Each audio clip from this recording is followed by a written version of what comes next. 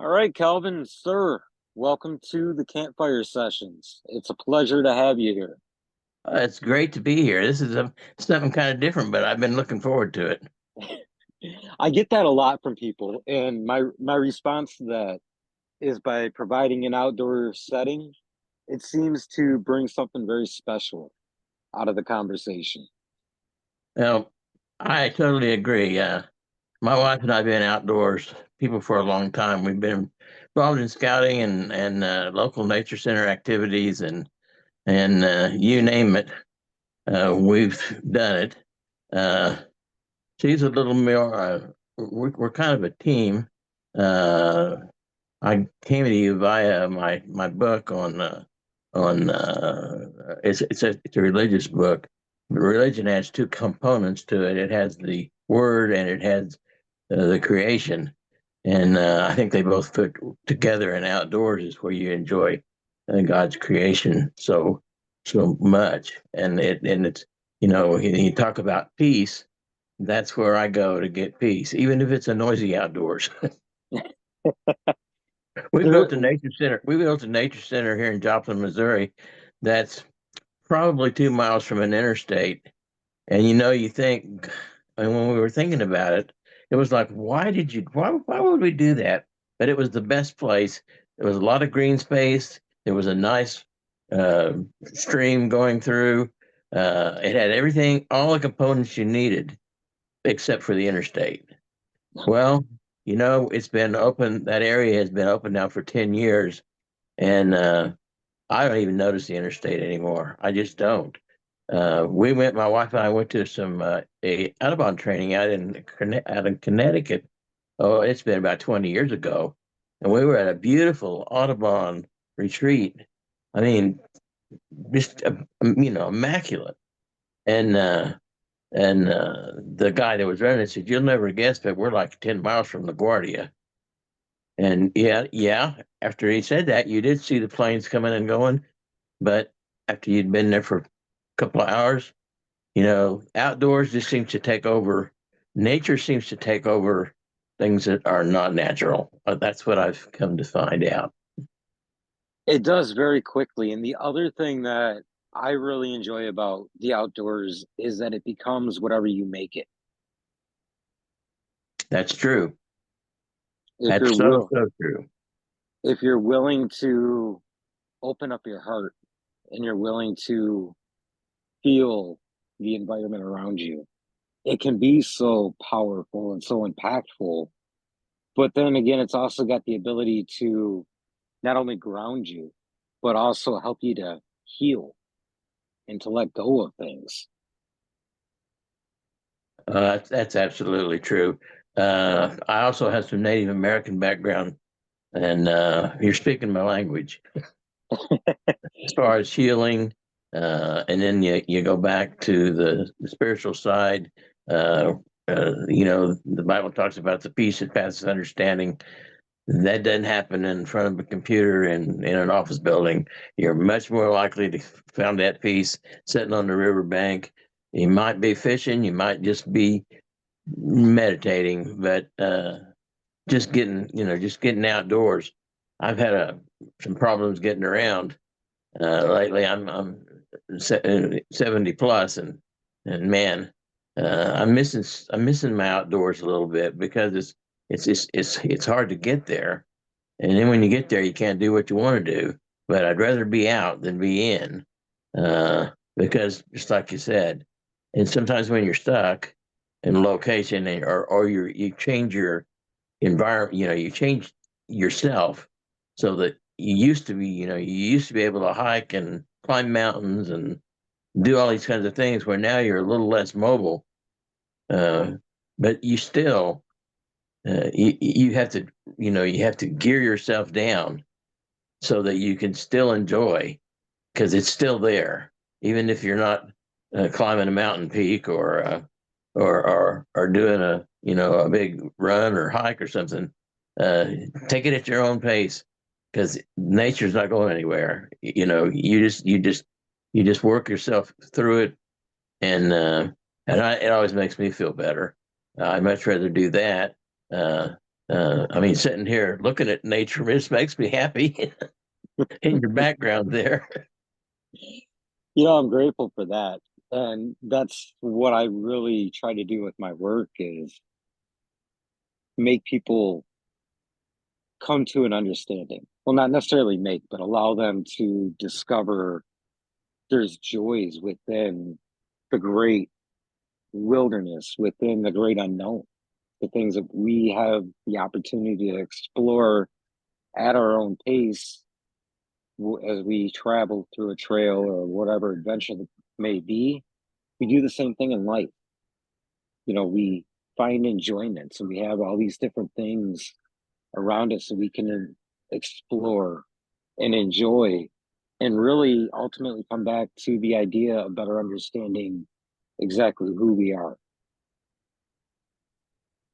And that's so true. And most of my life, I've worked with young kids, mostly middle-aged kids.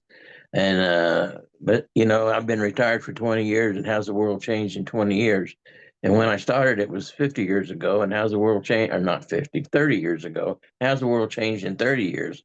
I mean, you could take, and I did, and my wife and I both did, and through scouting and through YMCA activities, and then we both at both of our schools created outdoor centers so that our kids could get outside and do something. And in some cases that was unique for the school, and sometimes we invited other schools to come do stuff with us. And but getting kids out today is 100% more important than it was then, because now they've grown up with this environment of you can get everything you need on a screen. And so, and I know Vicki and I helped with a camp down at this nature center I was telling you about last summer. She did most of the work, but it was a great outdoor activity. 30 kids, aged between the ages, I think it was 5 and 8 or 5 and 9, and they had 3 days of activities. And the first day, it was just kind of getting used to the. I don't have my camera. I don't have my phone. I just don't know what I'm going to do. But by the end of the first day, they were finding out that there's way a lot of stuff you can do. And if you just leave, like you said, you got to leave it behind and enjoy. By the second day, it was like, what's happening? What are we going to do today? What are we going to discover today? And I mean, they crammed as much stuff as they could into 3 days, and they opened so many eyes. And the goal is we hope you go home and say, "Hey, mom and dad, why don't we go for a walk today? Why don't we go outside? Maybe why don't we go camping?" I mean, that's a that'd be a big win, wouldn't it? But Absolutely. at least enjoy. And again, I talk about my wife because she really explores this God's creation, and that's kind of like her gift. And twice a month, she does a program with preschool kids, and takes them out.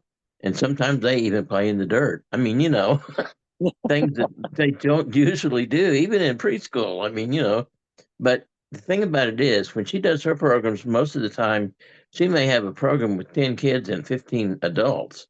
Grandma comes, or the babysitter comes, or whoever is bringing them. And so it's a double deal. You introduce to a young person that's mind is not full of clutter, and you're talking to people that some of them this their experience. I mean, they're grown adults, and they've never experienced some of the things that that we're trying to teach the young people. And that's what I tried to tell my wife. I said, don't worry about those adults, because they're probably getting as much out of this as the kids are. Because you got to remember, these are adults that grew up in front of a screen. And after she's been doing this for probably 10 years now, and since she retired from teaching, and she's finally admits it. She goes, I think I could prepare a program for any group of adults, shoot it about a 12-year-old, and probably be an interesting program. Um, she was talking about doing something for a volunteer group of adults, and her and her partner that works with these kids was trying to figure out what to do, and she was voting for pretty much what I do for the preschool program, except gear it up just a little bit, but not too much. And he goes, "Oh no, we need to have all these diagrams and we need to have all this stuff." And I told my wife, I said, we sit through those volunteer programs all the time. And what do we enjoy and what do we not enjoy?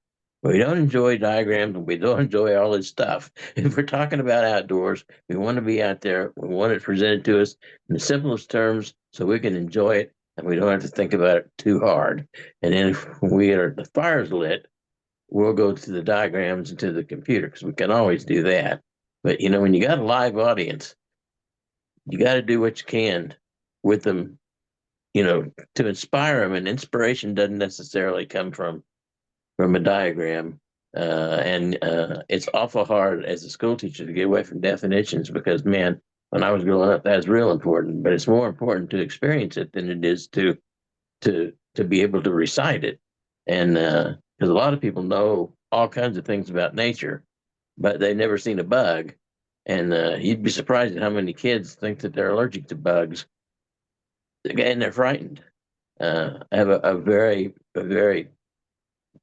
close friend that butterflies terrify her, and it's like, and we really try to figure that out. I mean, it's an adult friend that we're thinking, but then when it comes to find out, she had a bad experience with bugs when she was younger, and since a butterfly is classified in her mind as a bug, then it must be bad. So we got a little bit of work there we're gonna have to do. I encounter the exact same thing in my work, is we want the adventure. That's what brings people. The adventure coupled with the possibility of exploring themselves and discovering growth. But when they don't have the distractions of the cell phone because there's no service and things like that, they get outright scared.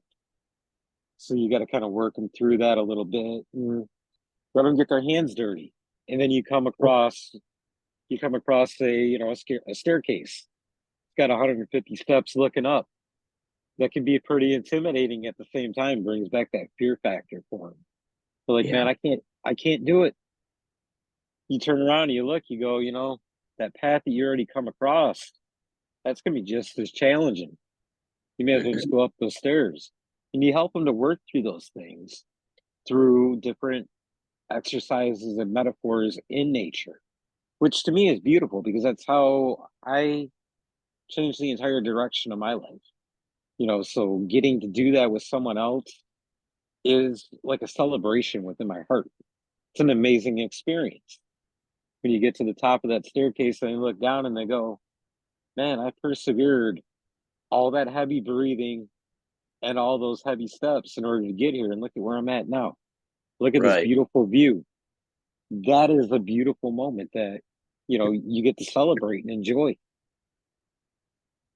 Well, I was celebrating and enjoying a lot more when I was 50 than I am when I'm 70. Those steps sound daunting, actually. But I think about what you say. Vicky and I travel with kids a lot too, and I don't mean we travel with our grandkids a lot, but I'm talking about with school age kids, and I mean away from the middle of the United States. We would take kids to the East Coast. We'd take them to the Gulf of Mexico. Uh, we took them to South Dakota one time, and you're talking about mastering something there. Part of our history we were intermingling with our travel was the Indian culture, and there was a particular mountain. It wasn't really a mountain. It was it was more like a big hill, but it was pretty high. But at the top of this was a sacred spot for them, and of course, emphasizing that the first couple of times that I went out in my younger age, it was a real challenge for me to challenge them to go all the way to the top and experience the I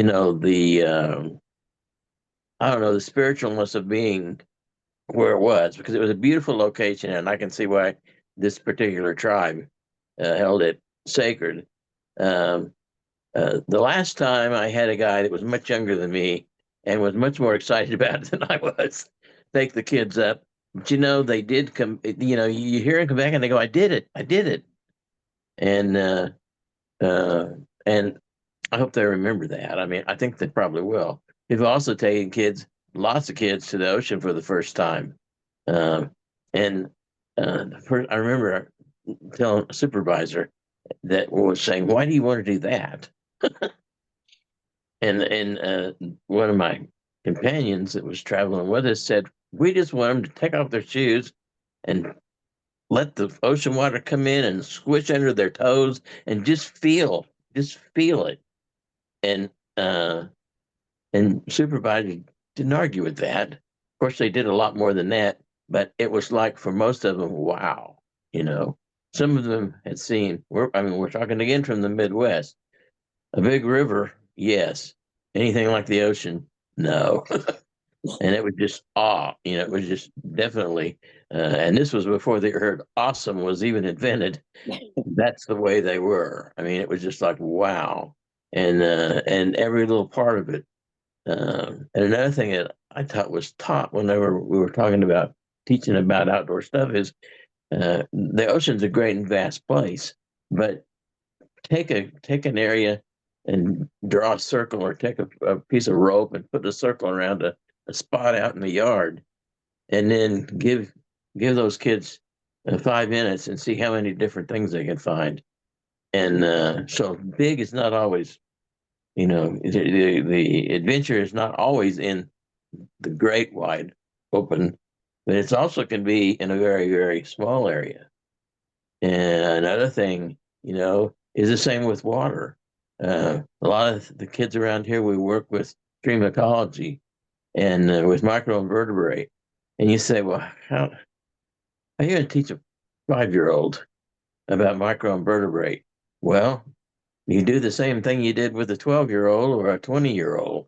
They just see it a little bit different, and they're not technical, but they can tell that they're different things, and that they don't. And when you get in the water, you don't even see them.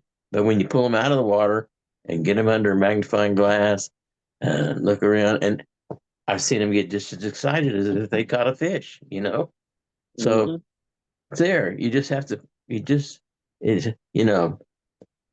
There's so much, and you talk about intellectual stuff. Um, there's the whole other side of the outdoors, which I know that you've been alluding to, and that's with outdoor builds confidence.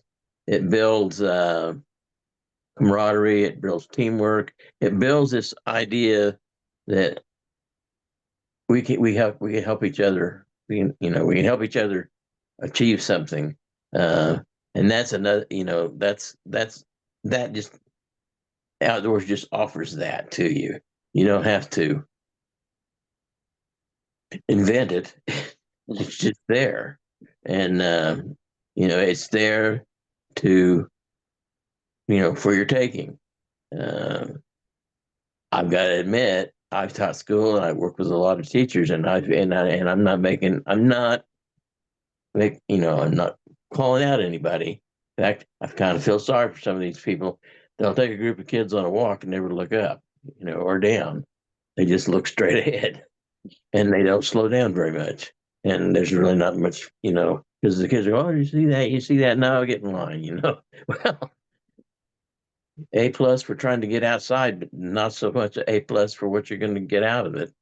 Um, uh, I like, to get in a nature area, open the door to the bus, and it just spills in. The environment just overcomes the people that are participating. And my wife and I both involved in several adult trainings. Some adult, easy, overnight, or not even overnight, maybe 2 hours a night for a couple of nights, up to several weeks, and even into overnight workshops and things like that. And adults are just like kids. I mean, they're just as interested, and some are more knowledgeable than others. But everybody, I've never gone on an outdoor training or an outdoor program or an outdoor adventure when I haven't come home more enriched than I left. And I've been to a lot, and I've seen a lot of things, but it's just like when you're surrounded. Uh, After a while, you start looking for the things that you don't know instead of the things that you do, because you want a complete picture. You don't want any things that aren't answered. And I'm always maybe tired and sweaty, and I may have really sore muscles, but I'm really never ever ready to quit. It's always get in the car, we got to go, or get on the bus, it's time to leave. Uh, and I'm hoping, uh, the kids don't complain much. For a society like we live in, one that spends 90% of their time in front of the TV or in front of the computer screen, you wonder, how do you manage to walk half a mile? So there must be something out there that's encouraging them or inspiring them, or they'd be complaining. Yeah, and I think looking at my own children and the way that they spend their time, during the week, a lot of it ends up they're getting out in nature, hoping to physically reenact the video games that they're playing. Or at least Well, that's what I like to tell myself, that's you know. that's a good way to look at it. That's a good way to look at it. And it's fun because there's still that childlike curiosity that I want to learn. I want to be a part of things. I want to get out there. And as my son says all the time, I want to go out and touch some grass. I want to practice building connections in a different kind of way. And I think, when I look at my own self and my journey, it was an interestingly different perspective for a lot of time. That where he wants to go out, touch some grass and build connections and touch everything. For me, a lot of my life was spent wanting to build some walls, put up a tent and just stay hidden in there where nothing could touch me and kind of watch and just observe. But then, as he's grown and we've gone through our adventures, I've had to embrace that going out and touching things. And he's seen that from me. He's seen me go out and touch adversity and figure out a way to shape it to something that would suit the mission that I'm on or the journey that I'm walking.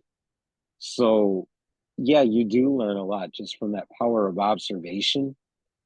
But not only are you learning, but you're constantly picking up inspiration for the next footsteps. Yeah, that's so true too. Um, I do something sometimes, because do have this nature area. Um, when I have time and the weather's nice, even when the weather's not so nice, even in the wintertime. I told you we have the water, moving water, and and just everything about it. To just go down there, and I mean, I don't mind just being alone and sitting and doing what I call a sensory meditation. What do I see? What do I hear? What do I feel? What do I smell? And that's just real inspiring. And I I think that would sound pretty boring to a kid, but if you could get them to do it, I think they'd be surprised at it's just like looking at the circles in the grass and what all you can pull out of there. And again, I've done activities with kids where you just tell them to be real quiet and just for a short time, and then whenever you come back together, just make a list of all the things that you experienced. Sit with your eyes closed and see what you hear. What do you smell? With the breeze. Uh, and sometimes, I had one kid say, "Well, I could write a poem with this." I'm thinking, "Good job." That's actually, as I'm listening, it brings up this idea of one of the most healthy ways to get yourself unstuck. because I'm thinking back to a few months ago when we were down in North Carolina, actually getting the opportunity to sit in the middle of a stream and just meditate, just be left alone for probably a good hour plus and just hear and feel and connect with the flow of the water all around me was some of the most powerful time that I've ever actually spent just sitting still.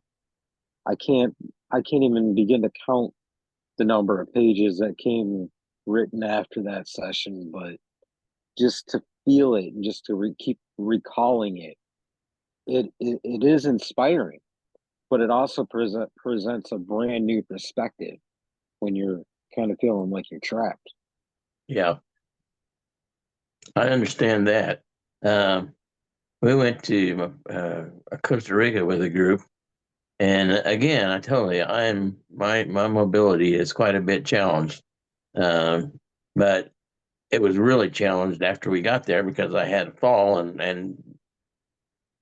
had an injury that we really didn't even know about till we got home. I was afraid to find out because when you're in a foreign country, you may never get home. But anyway, um, I know we were in Costa Rica, and the thing on the agenda for that day was to climb to the rim of this volcano, and that sounded really, really, really exciting. But about 3/4 of the way up, I just couldn't go any farther, and I just found me a nice stump to sit on. And it took they were probably gone. The rest of them, my wife and the rest of it was probably gone 25 minutes maybe to the rest of the way. And I did kind of what you did. I just, what's going on? What do I see? What do I hear? How do I feel? I'm in a different place. This is a different environment. This feels different. And sometimes people have passed, and but before long, I begin to be comfortable doing that, and it helps my painfulness that I somehow managed to acquire since we left America.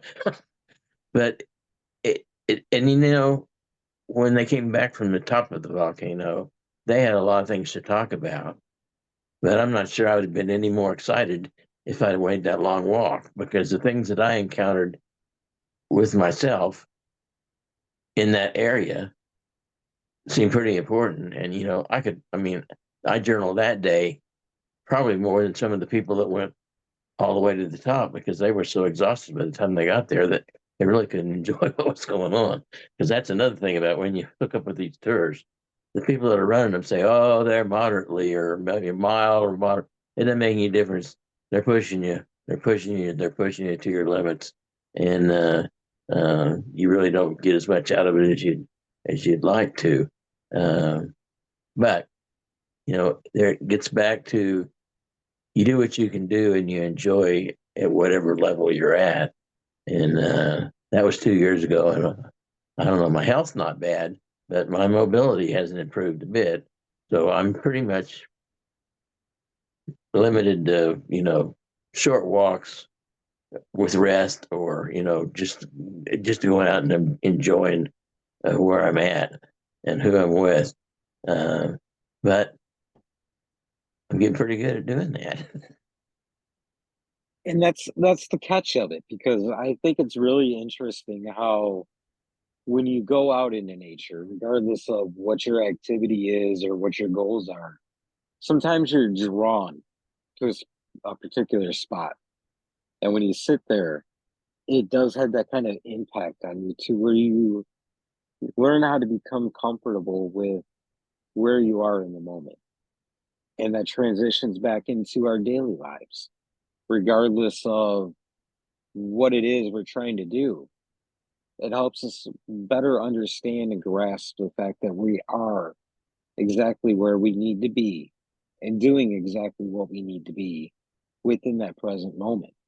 The moments that have already passed, they're memories now. The ones that are yet to come, they're not here, so they don't exactly matter.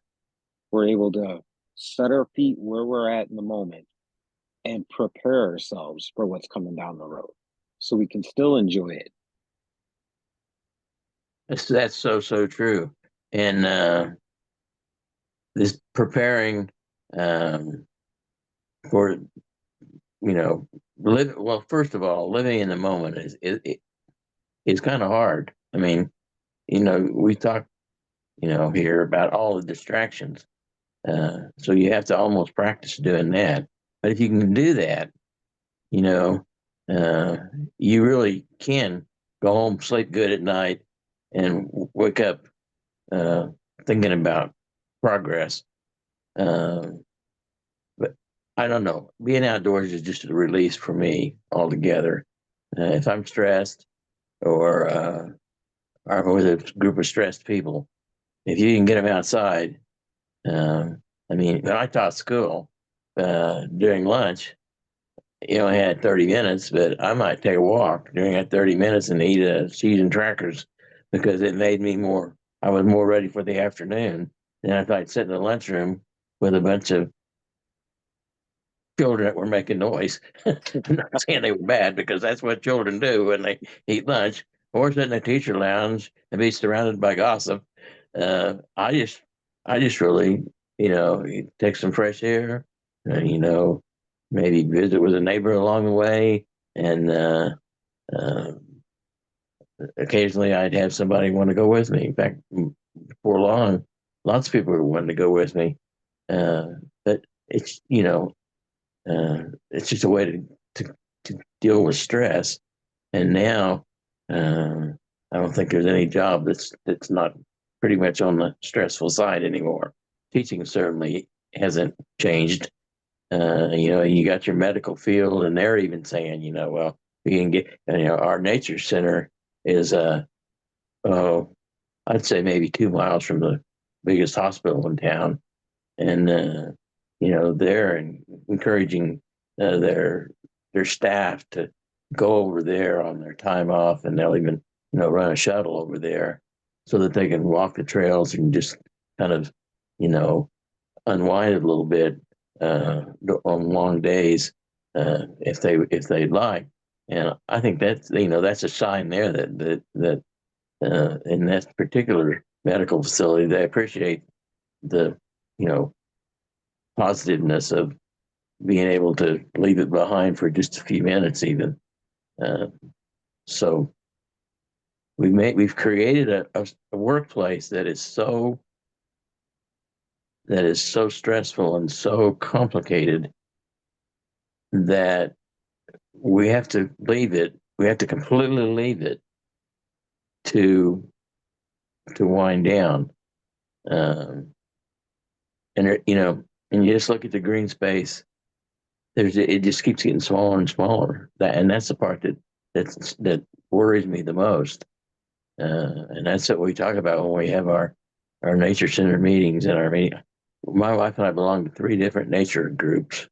I mean, the only part I don't like about that is that means you got to meet 3 times, and too many times a meeting is to go and sit in a room and talk about all the things that'd be fun to do and then go home instead of doing the fun things. So I'd look forward to going to those meetings. But we do a lot of talking about the disappearing habitat and disappearing green spaces. And, we've always nature people have always talked about that.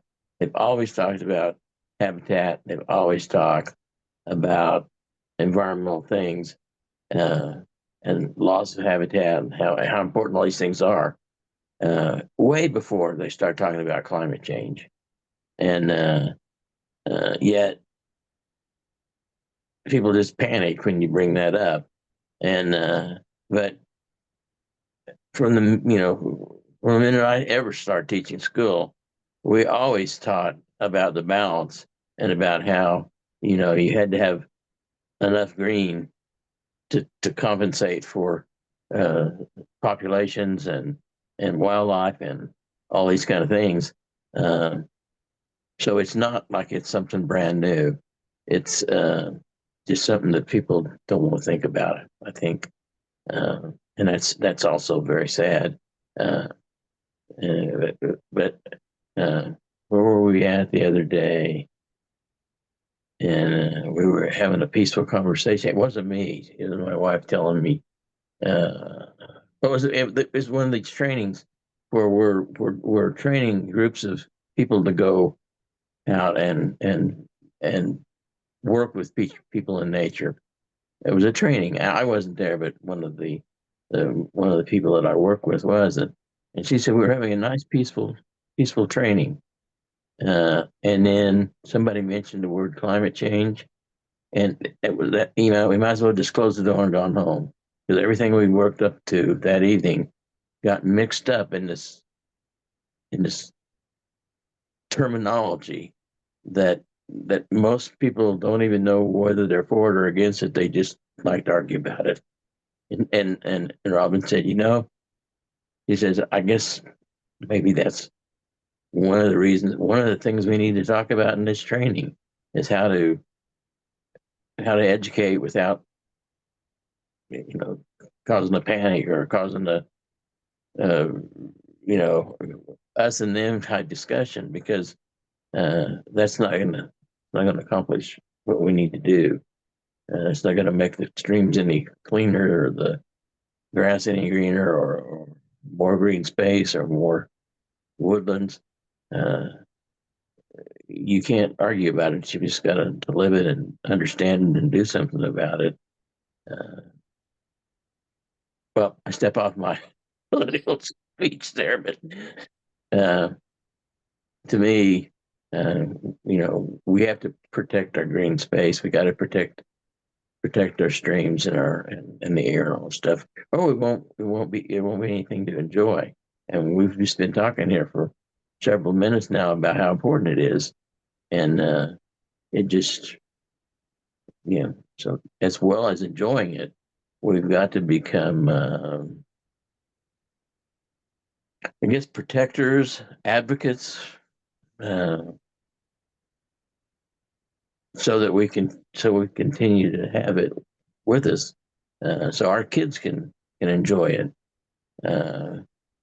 We raised two daughters and we've raised four grand boys, and I got to tell you, I'm proud of them all, because they they got it, they get it. Um, they went through the computer stage. They still like their video games, but to have fun, I've got this group of high school, now college, and some college graduates. They'll still get together in the summertime and go on to the mountains or go somewhere just to enjoy being there and being with each other.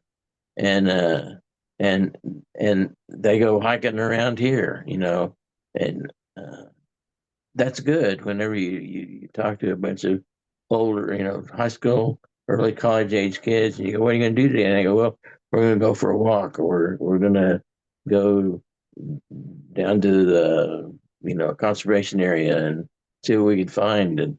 And I feel like as a parent and a and just the fact that I know these kids makes me feel proud, because that's what I want, and that's how I enjoy life. And it's nice to have it come back to you, and you feel like you're raising a generation that it's important to, and that your future looks a little brighter. It's definitely the reward for the journey. Yes. I buy in a lot to the idea that my time and my presence here is just borrowing that space from, my kids and my future grandkids. And it's important to take care of it as well as teach them. And I think one of the most important things out of all that, at least from my point of view, is a lot of the conflict that comes up is based off of shame. We don't know how to internalize or accept the consequences of the way that the lack of taking care of things in the name of progress. And because of that, we want to just point the finger at each other instead of actually taking the time to understand this is the current picture of things. This is our climate now. We have to learn how to adapt and adjust. And it works the same way in the in the mental health and on those sort of journeys as well. We're present where we are now. We've got the byproduct of what we called progress at one point. Now we call it a hindrance. How do we mend those things? How do we come together and have the hard conversations, but yet put the hostile feelings together so we can find the right results? Well, that's I was just thinking, the title of the book that I promote is called Bridging the Gap, and it can mean all kinds of things.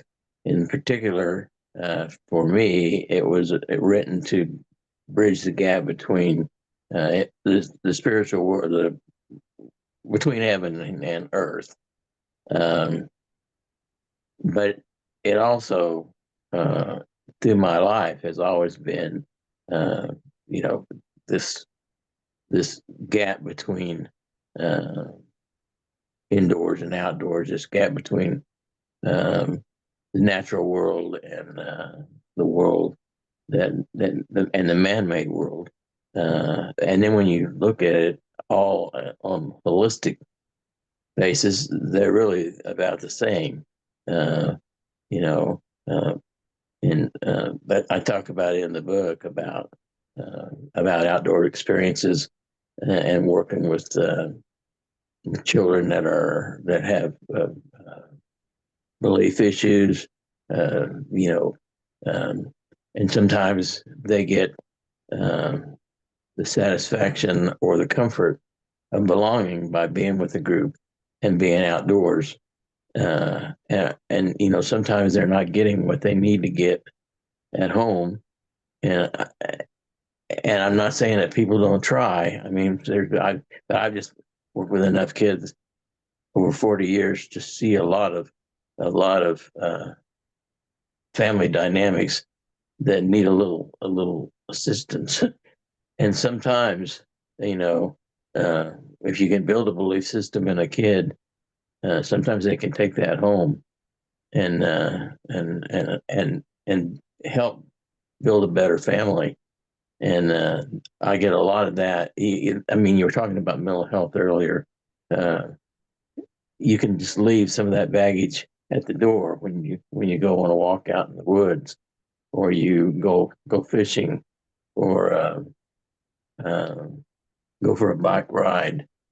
And I mean, over time working with people, grown ups and young people, I've seen a lot of health and a lot of it's kind of almost like cleansing. And again, I feel fortunate to have that Native American in me. That again comes back to the holistic picture of of those earlier beliefs that we that you can cleanse yourself by being in the open, being in the water, being in the fresh air. You can leave, uh, bad things, evil things behind. Uh, uh, so, in my life, outdoors has had lots and lots of implications, and all very positive. Um, Even in the wintertime, I mean, I love going out in the snow. I don't like having to go to work in the snow, but I do like to go out and just watch what goes on. Uh, of course, the work at the nature center is 12 months out of the year, so part of the teaching there is changing the seasons, uh, and my wife works with preschool kids, and what happens to the animals in the wintertime, and what happens to us in the wintertime, and I'm just I underwrite that. Our family underwrites that program, and again, it's a pleasure to do that because I've seen so much good come from it. I mean, this has been going on long enough for kids that she had as 5-year-olds are now in high school, and they still, uh, some of them come back and bring their parents back. Uh, so the conservation calls their preschool program the Acorn programs, because they're, starting with the little ones and building mighty oaks. But again, that's just another way to build your base. As you start with your youngsters, make it important to them, and they'll bring grandma and grandpa, and then grandma and grandpa might be able to talk mom and dad into doing it. That's the psychology. That was the psychology of um, recycling. I mean, I can tell you now, I know a lot of households that wouldn't have recycled a thing if their kids hadn't come home with a bag and said, "Oh, we're doing this at school," or and pretty soon, not only are their family doing it, but their grandma and grandpa's doing it too, because they wanted, and then all of a sudden you have recycling centers, and all of a sudden, and that all, most of that started with a, classroom project type stuff, with a group of people that have more energy than we'll ever hope to have, and that's your children. So, just another sidelight of ecology and protecting and environmentalism, whatever you want to call it. But we've got to do those things so we can have the woods and the streams and the oceans. And I mean, when you think about it,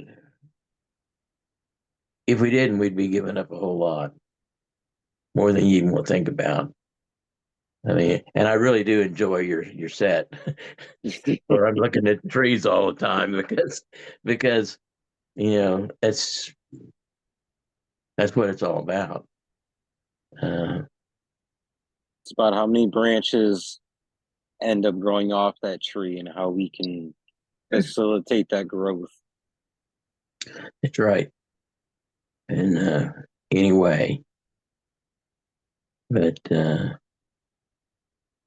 would just say probably teaching school was a major part of my life, but the part of my life that's been devoted to nature, ecology, and environmentalism has probably been what's made that part of my life more interesting and more fun. And like I said, I really miss canoeing and doing some of those things that were real adventures, and that were never the same. I mean, I never went on a canoe trip that was exactly like the one I went on the last time. I never take a hike, and I never, even when I go out now, and I still go out when I can, and I've doing a lot of therapy, and they keep saying, you do your therapy, you're going to be able to do those things again when I'm 77 years old and I'm running out of time. So guess I'm going to have to work harder. I don't know. But still, you got the generations that, I talk about my daughters, I talk about my grandkids, and I can see that, and I know that part of that was when there was influence from home and from family, because our whole family's kind of that way. And I really, really do, like I said before, enjoy seeing a group of kids that you worry, at an age group that you worry about, say, well, we're going to go for a hike, or we're going to go canoeing, and then the first time they told me that they were going, there was like 12 of them, and they were all going.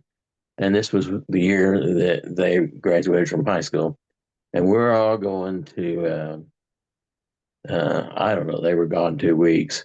They went down south to Southwest, and ended up in Colorado or somewhere. And I mean, hiking, just enjoying. They pretty much even stayed off the interstate. And I thought, wow, when I was young, if I could be young again. I can relate to that as I grow older. I mean, you got to kind of sacrifice some of that mobility for wisdom. Yep. and That's then exactly right. the ability to share that wisdom with the Yep. generations to come. So speaking of, as we come to the end of our time, you got to let people know how they can get a hold of your book, as well as get in touch with you personally and all the things that you got coming up. Well, the name of the book is Bridging the Gap, a spiritual journey to heaven and back. And it's pretty much self-explanatory. I've done a lot of talks and I've done a lot of podcasts lately, and I spent a lot of time trying to explain what that means, but it's pretty self-explanatory. At a young age, I was involved in a near-death experience, a car explosion. I'm fortunate to be able to get a glimpse of heaven and all God's creation, and have the opportunity to come home and share that. And I think that's why God's creation and being outdoors means so much to me. And I understand uh, how healing and how important it should be for us all. Um, Books available on any of your online distributors. Um, I have a website. It's pretty simple. It's calvincassady.com. SCALVINCASSADY.com. And there you'll find um, most of my podcasts, most of my interviews, some of the news releases and things that go along with the book. Um, You'll have a chance, if you read the book, to comment. And there's also a section on there where you can leave a note for me, and I'll get back with you. That's the coolest part about the website is it's interactive. Uh, but like I said, bridging the gap can mean a lot of things to a lot of people. And I've since I've published the book and visited with people, I've realized that it's a pretty powerful title actually. I think that's beautiful. Calvin, thank you, sir, so much for the opportunity to get to sit down and get to know you a little bit and share these stories back and forth. I'm very grateful, and I would love to get together again sometime soon and continue the conversation. Well, I'm available. Just get hold. Just go through the person that hooked you up the first time, or go to the website, and there's information, my email address and home address, and how to get a hold of me and things like that. Uh, you know, I and I'll tell you this because sometimes I have podcasts first thing in the morning. I've done a whole lot lately, and during the pandemic, I did uh, like 3 days a week because heck, there wasn't anything else for a retired school teacher to do. So I had a podcast called Intermission, which talked about what I did and what my neighbors did and what my family did, and during the time between the two times, and it really helped me get through that. Helped me get through that a lot. But uh, like I said, this one was in the middle of it. We'll get together in the middle of the end of the day, and I told my wife, I said, I look forward to these things at the end of the day. I really do. Look forward to them all day long. And then we had the problem with the tripod, and I thought, oh, good grief. Yeah. And my agent said, I want you to check in a little early so we make sure that we have everything right. Well, so I did. When I poked the number in, the thing fell apart just like that. Just fell apart. And I thought, good thing I tried to start it earlier, or we'd still be trying to put it back together. And then when I put it back together without the duct tape, everything just snapped right in like it was supposed to. So who knows? It's been a pleasure. I've enjoyed it. I'm grateful for that. I personally, I've learned from your culture that the word goodbye really is too final and doesn't mean a whole lot to me. So Absolutely. until we meet again, whether it's this life or the next, you That's know the true. rest.